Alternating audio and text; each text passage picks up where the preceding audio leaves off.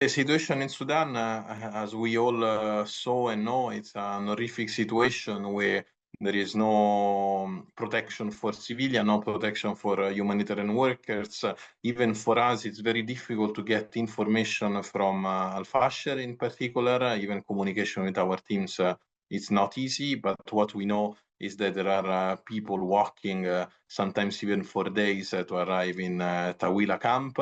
But the biggest fear is that some other civilians are remaining trapped there, and we don't know exactly what is happening. And it's very difficult to get information from there. So we didn't get anything till now from our teams, or at least some very small details on small reports on what is happening.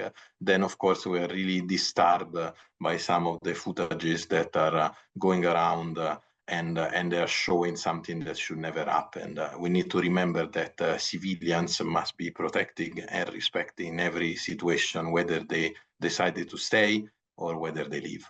And humanitarian needs are huge. Of course, when you are in a place where there is no safe humanitarian access, where there is no access to food, to water, to health, of course, what is happening in the last few hours and days is just the icon of where the Sudanese armed conflict is going. Now, almost 3 years, 2 years and a half of conflict, of a brutal conflict where, again, people are not respected, access is not guaranteed, the humanitarian workers are not protected.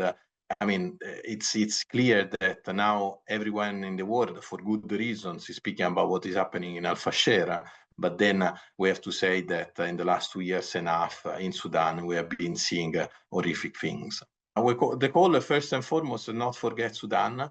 Sudan is clearly a forgotten crisis. We have some coverage and international community speaking about that, but we should not forget Sudan. We should not fail the people in Sudan. We should stop the killing. We should get humanitarian access, protection for civilian, protection for humanitarians.